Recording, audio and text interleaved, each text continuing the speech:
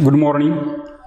मी प्राध्यापक अशोक माहुरे, रयत शिक्षण संस्थेच्या राव बहादूर नारायणराव बोरावके महाविद्यालय श्रीरामपूर या ठिकाणी शिक्षणशास्त्र या विषयाचे विभाग प्रमुख आणि सहाय्यक प्राध्यापक म्हणून काम करत आहे.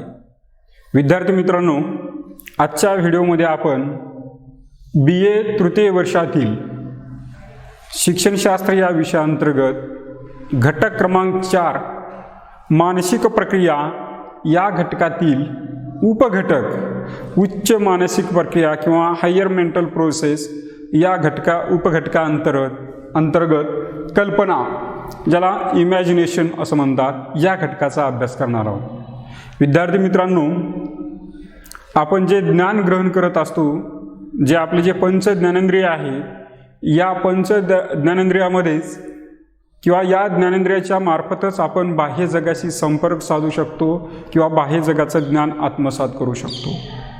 आपणास माहीत आहे, संवेदना, अवबोध, संकल्पना निर्मिती याच्यानंतर येणारा टप्पा म्हणजे प्रतिमा निर्मिती होय आणि प्रतिमेच्या पुढची पायरी ही कल्पना होय. म्हणजे एकंदरीत शिक्षण प्रक्रियेमध्ये किंवा ज्ञानग्रहणाच्या प्रक्रियेमध्ये, ज्ञान दृढीकरणाच्या प्रक्रियेमध्ये संवेदना, अवबोध, संकल्पना किंवा प्रतिमा याच्याच पुढची पायरी ही कल्पना विलास किंवा कल्पनाशक्ती होय. आपण पाहतो किंवा सर्वसाधारणपणे जीवन जगत असताना आपण म्हणतो की जो न देखे रवी सो देखे कवी. याचाच अर्थ काय? जे सूर्य जो पाहू शकत नाही तो कवी पाहत असतो. म्हणजे या ठिकाणी कल्पना विलास आहे, कल्पना शक्तीला चालना देण्याचं काम केलेलं आहे. म्हणजे या ठिकाणी आपण काय करतो, आपण जे वेगवेगळे अनुभव घेत असतो, या पूर्वी घेतलेल्या अनुभवांचा जर आपण जशाच तसा किंवा त्याच प्रतिमा अनुक्रमाने आणि पद्धतीने, योग्य पद्धतीने, योग्य क्रमाने जर मनात आणला तर त्याला प्रतिमा म्हणतात किंवा त्याला स्मरण झालं, आठवलं म्हणतात. म्हणजे गत अनुभवामध्ये जे काय आपले अनुभव असतील ते जशाच तसे आपल्या दृष्टीपटलासमोर आणणे किंवा स्मरणात आणणे, त्याला स्मरण म्हणतात. परंतु स्मरण ही अध्ययनाशी निगडित प्रक्रिया आहे, म्हणून कल्पना ही सुद्धा एक मानसिक प्रक्रिया ही अध्ययनाशी निगडित आहे. म्हणून या कल्पनेचा अर्थ किंवा कल्पना कशाला म्हणतात आणि प्रतिमा कशाला म्हणतात? बघा, प्रतिमा आणि कल्पना ह्या दोन वेगवेगळ्या आहेत.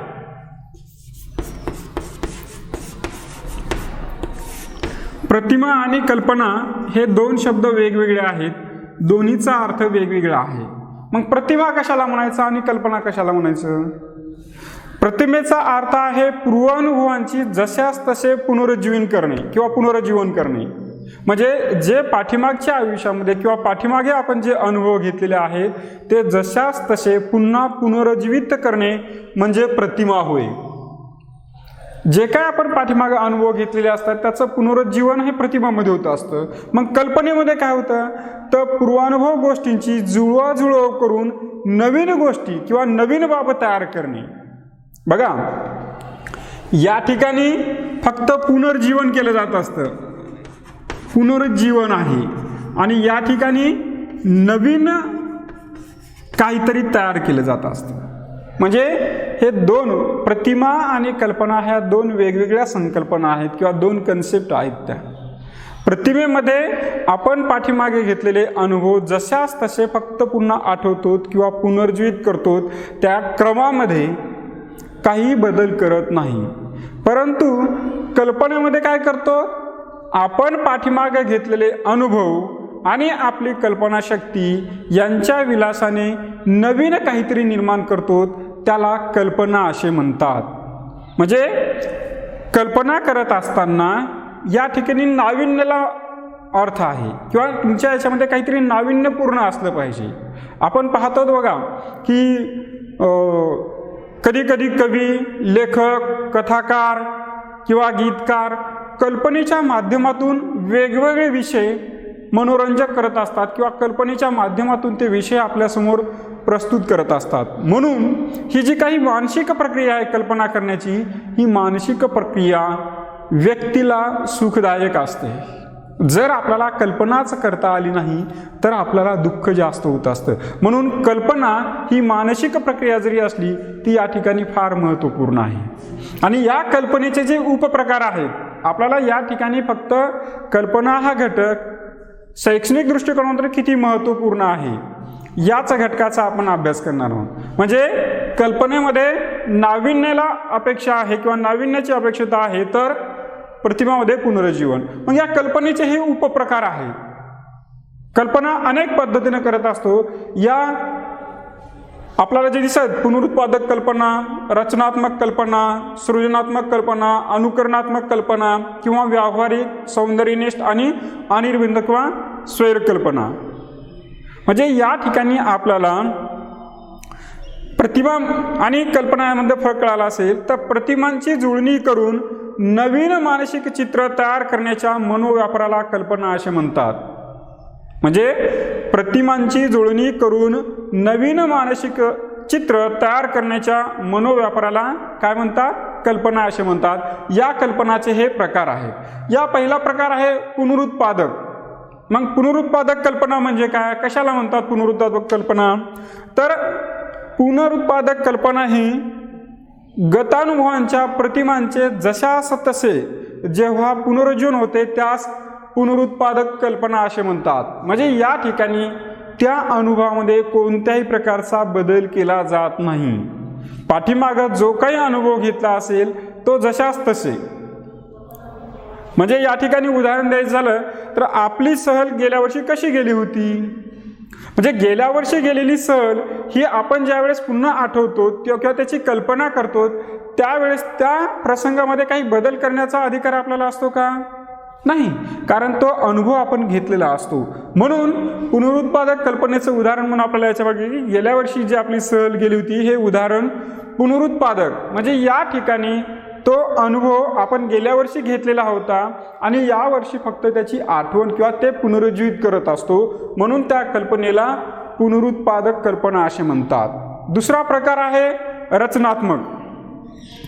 दुसरा प्रकार काय आहे? रचनात्मक कल्पना. म्हणजे पूर्वानुभवातील घटकांची जुळवाजुळव करून नवे चित्र किंवा नवा घटक ज्यावेळेस निर्माण केला जातो त्यास रचनात्मक कल्पना असे म्हणतात. बघा, दोन्हीमध्ये फरक आहे. पुनरुत्पादनमध्ये जसाच तसे आणि रचनात्मकमध्ये पूर्वानुभवातील घटकांची जुळवाजुळव करून नवे चित्र उभे केले जाते त्यास रचनात्मक कल्पना असे म्हणतात. उदाहरणार्थ आपल्याला आता पुढच्या वर्षी साहित्य संमेलन घ्यायचं किंवा सांस्कृतिक कार्यक्रम घ्यायचा आहे. मग गेल्या वर्षी घेतलेल्या सांस्कृतिक कार्यक्रमामध्ये ज्या उणिवा राहून गेल्या किंवा जे चांगले घटक होते म्हणजे गुणदोषांची पडताळणी करून भावी चित्र किंवा भावी संमेलन किंवा भावी सांस्कृतिक कार्यक्रम चांगला करण्याची किंवा योग्य करण्याची कल्पना जी केली जाते ती कल्पना ही रचनात्मक याच्यामध्ये केली जात असते. म्हणजे रचना या ठिकाणी अपेक्षित असते. पुनरुत्पादकमध्ये फक्त आठवणे आणि रचनामध्ये गतानुभव आणि नवीन कल्पना यांची जुळवाजुळव केली जाते. पुढचा घटक आहे सृजनात्मक कल्पना. म्हणजे नाविन्य. मग याच्यामध्ये कथालेखक असतील, कहाणीकार असतील, नाटककार, चित्रकार, शिल्पकार हे कार काय करतात? हे सर्व कलाकार काय करतात? आपली नवी कला सादर करताना नव्या कल्पनांचा साज त्या जुन्या कल्पनेवरती चढवत असतात. त्याला सृजनात्मक कल्पना असे म्हणतात. म्हणजे ज्यावेळेस एखादा कवी कविता करत असतो किंवा एखादा लेखक कथालेखक कथा लिहित असतो त्यावेळेस तो आपले जे गतानुभव आहेत यांना नवीन साज घालण्याचा प्रयत्न करत असतो, नवीन कल्पना देण्याचा प्रयत्न करत असतो. त्या प्रकारास सृजनात्मक कल्पना असे म्हणतात. पुढचा प्रकार आहे अनुकरणात्मक कल्पना. म्हणजे अनुकरणात्मक कल्पना कशाला म्हणतात? तर ज्या वेळेस आपण एखाद्या कथाकारांची कथा वाचत असतो किंवा कादंबरी वाचत असताना त्यातील जे पात्रे आहेत, त्यातील जे नट आहेत किंवा त्यातील जे कलाकार आहेत हे पात्रे जशास तसे डोळ्यासमोर आणण्याचा प्रकार असतो. आपण बघा, म्हणजे एक समरस होण्याचा जो प्रकार म्हणतो ह्या समरस होण्याच्या प्रकाराला अनुकरणात्मक कल्पना. म्हणजे त्या कथा कादंबरीतील पात्र त्या पात्रांचं आपण आपल्या कल्पनासृष्टीनुसार किंवा कल्पनानुसार अनुकरण करत असतो. म्हणजे हा एक प्रकार आहे. पुढचा आहे व्यावहारिक, यामध्ये व्यावहारिक कल्पना कशाला म्हणायचं, तर व्यावहारिक कल्पनेमध्ये मूलभूत सिद्धांत आणि उपयुक्तता यांचा विचार केला जात असतो. म्हणजे व्यावहारिक कल्पना करत असताना एखाद्या स्थापत्य म्हणजे इंजिनियरनी किंवा स्थापत्यशास्त्रज्ञांनी कितीही कल्पना केली आणि हवेमध्ये जर घर बांधायचं म्हटलं तर त्यांना गुरुत्वाकर्षण शक्तीचा विचार करावा लागतो. जर गुरुत्वाकर्षण शक्तीचा विचार नाही केला, गुरुत्वाकर्षण शक्तीचा जर विचार नाही केला तर ती इमारत त्या ठिकाणी उभी राहू शकेल का, राहणारच नाही. म्हणजे या व्यावहारिक कल्पनेमध्ये त्या कलाकाराला किंवा जो व्यक्ती कल्पना करत असतो त्याला किमान उपयुक्तता मूल्ये आणि वैज्ञानिक सिद्धांत या घटकांचा आधार घ्यावा लागतो. व्यवहारामध्ये ते शक्य आहे का, म्हणजे याला अनुसरून जी कल्पना केली जाते त्याला व्यावहारिक कल्पना असे म्हणतात. पुढचा प्रकार आहे सौंदर्यनिष्ठ. आता हा सौंदर्यनिष्ठ जो आहे प्रकार तो आपल्याला माहीतच आहे. कवी असतील, कथाकार असतील, लेखक असतील, शिल्पकार, वादक, संगीतकार किंवा नृत्यशास्त्र यामधले हे सर्व जे आहेत हे सर्व कलाकार किंवा त्यांची कल्पना ही या अंतर्गत येते सौंदर्यनिष्ठ. म्हणजे यामध्ये फक्त त्या कलेमधून किंवा त्या कल्पनाविलासामधून आनंद किती मिळतो यावरून त्यांचं श्रेष्ठत्व अवलंबून असतं. या ठिकाणी व्यावहारिकता, उपयुक्तता किंवा वास्तवता हे जे मूल्य आहेत याला थोडासा फाटा दिलेला असतो. फक्त या ठिकाणी सौंदर्य किंवा आनंद याच घटकाला महत्त्व दिलं जात असतं, म्हणून त्याला सौंदर्यनिष्ठ कल्पना असे म्हणतात. आपण पाहतो एखादा नृत्य करत असताना त्याचा आनंद घेत असताना आपल्याला आनंद किती मिळतो. मग तिथं व्यावहारिकता बाजूला असते, तिथं उपयुक्तता बाजूला असते, वास्तविकता बाजूला असते. फक्त या ठिकाणी सौंदर्याला महत्त्व दिलं जात असतं, म्हणून त्याला सौंदर्यनिष्ठ कल्पना असे म्हणतात. आणि सर्वात शेवटचा प्रकार आहे अनिर्बंध किंवा ज्याला आपण स्वैर कल्पना म्हणतो. या ठिकाणी त्या कल्पना कलाकारावर कोणत्याही प्रकारचे बंधन राहत नाहीत. जसं की आपण म्हणतो की मुंगीने ऐरावत गिळला, शक्य आहे का, नाही. परंतु या ठिकाणी काय केलेलं असतं, फक्त अनिर्बंध स्वैर कोणत्याही पद्धतीची कल्पना केली जात असते जी वास्तवात शक्य नाही. जी वास्तवात शक्य नाही ती कल्पना या ठिकाणी केली जात असते, म्हणून त्या कल्पनेच्या प्रकारास अनिर्बंध किंवा स्वैर कल्पना असे म्हणतात. विद्यार्थी मित्रांनो, हे जरी कल्पनेचे किंवा प्रकार जरी असले तर आपल्याला या कल्पनेचं शैक्षणिक महत्त्व काय आहे, कल्पना करणं का गरजेचं आहे किंवा विद्यार्थ्यांच्या कल्पना विकसित का करणं गरजेचं आहे या हेतूनं आपल्याला याचा विचार करायचा आहे. या ठिकाणी विद्यार्थ्यांची कल्पनाशक्ती विकसित करण्याकडे शिक्षकांनी अधिक लक्ष दिलं पाहिजे. म्हणजे कशासाठी, तर कल्पनाशक्ती विकसित चांगली झाली नाही तर विद्यार्थ्याला चांगल्या पद्धतीनं जीवन जगता येणार नाही. बघा, बहुतांश विद्यार्थी हे दिवा स्वप्नामध्ये रमणारे असतात, कल्पना विश्वात रमणारे असतात. म्हणून विद्यार्थ्यांची कल्पनाशक्ती विकसित करायला पाहिजे. आणि ही कल्पनाशक्ती विकसित करत असताना नवीन खेळ असतील किंवा नवीन खेळ किंवा इतर कार्यानुभवासारख्या विषयांच्या माध्यमातून विद्यार्थ्यांची रचनात्मक कल्पनाशक्ती विकसित करता येते. कार्यानुभवासारखे जे विषय आहेत या विषयामध्ये जी विजेची उपकरणं आहेत किंवा त्यांची निगा असेल, दुरुस्ती असेल, बागकाम, सुतारकाम किंवा भरतकाम, विणकाम यांच्या माध्यमातून विद्यार्थ्यांच्या कल्पनाशक्तीला चालना देत असते. म्हणजे गत अनुभव तर सोबत असतातच, परंतु त्याच्यामध्ये नाविन्य कसा आणता येईल आणि नाविन्य आणल्याच्या नंतर माणसाच्या जीवनामध्ये कसा आनंद निर्माण करता येईल यासाठी शिक्षकांनी विद्यार्थ्यांच्या कल्पनाशक्तीकडे जास्तीत जास्त लक्ष दिलं पाहिजे. भूगोलसारख्या विषयामध्ये निरनिराळ्या देशातील लोकांच्या जीवनमानाविषयी किंवा जीवन पद्धतीविषयी माहिती सांगत असताना योग्य ती चित्र जर विद्यार्थ्यांना दाखवली तर विद्यार्थ्यांचं अध्ययन परिणामकारक होत असतं. कारण विद्यार्थी कल्पना करत असतो की त्या भागात असं आहे तर आपल्या भागात कसं आहे, तुलना करत असतो. म्हणून शिक्षकांनी भूगोलसारखा विषय शिकवत असताना चित्रांच्या माध्यमातून किंवा शैक्षणिक साधनांचा उपयोग करून जर अध्यापन केलं तर ते अध्यापन परिणामकारक होत असतं. किंवा कधी कधी नवीन माहिती देताना मुलांना ज्या गोष्टी माहीत आहेत त्याचे साधर्म्य दाखवावे किंवा यामुळे साहचर्य किंवा ज्या गोष्टी माहीत आहेत आणि ज्या गोष्टी माहीत नाहीत या दोन्हीमध्ये जर साहचर्य घडून आणलं तर विद्यार्थ्यांचं अध्ययन हे परिणामकारक होत असतं. त्याचबरोबर लहान मुलांना मुळाक्षरे शिकवत असताना जे अक्षराचा संबंध आहे तो योग्य चित्रांशी जर जोडला, बघा आपण या ठिकाणी कल्पना साहचर्याचे सानिध्याचा नियम वगैरे नाही शिकणार, परंतु एकंदरीत त्या अक्षराच्या बरोबर चित्र जर दाखवलं, हा सानिध्याचा जर नियम लावला तर विद्यार्थी चिरकाल लक्षात ठेवू शकतात. कारण का, ते चित्र दिसलं. आपण बघा, आपण पाहतो की ज्यावेळेस लहान मूल शाळेमध्ये जात असतं त्यावेळेस त्यांना मुळाक्षरे शिकवली जात असतात, त्यावेळेस ते चित्राच्या माध्यमातून क कप्पाचा, ग गणपतीचा का शिकवतात, तर ते अक्षर आणि ती प्रतिमा हे विद्यार्थ्यांच्या चिरकाल स्मरणामध्ये राहत असतं. म्हणून शिक्षकांनी विद्यार्थ्यांच्या कल्पनाशक्तीचा जास्तीत जास्त विकास करणं गरजेचं आहे. त्याचबरोबर जे अमूर्त विचार आहेत किंवा कल्पना स्पष्ट करत असताना चित्रांचा किंवा प्रतिकृतींचा उपयोग करावा. आपण पाहतो ज्या मूर्त कल्पना आहेत त्या आपल्याला दाखवता येतात किंवा लगेच वर्गामध्ये किंवा त्या अनुभवलेल्या असतात विद्यार्थ्यांनी, पण ज्या अमूर्त कल्पना असतात किंवा अमूर्त विचार असतात, हे अमूर्त विचार जर आपण प्रतिकृतीच्या माध्यमातून विद्यार्थ्यांना दाखवले तर विद्यार्थ्यांचं अध्ययन हे प्रभावी होत असतं किंवा परिणामकारक होत असतं.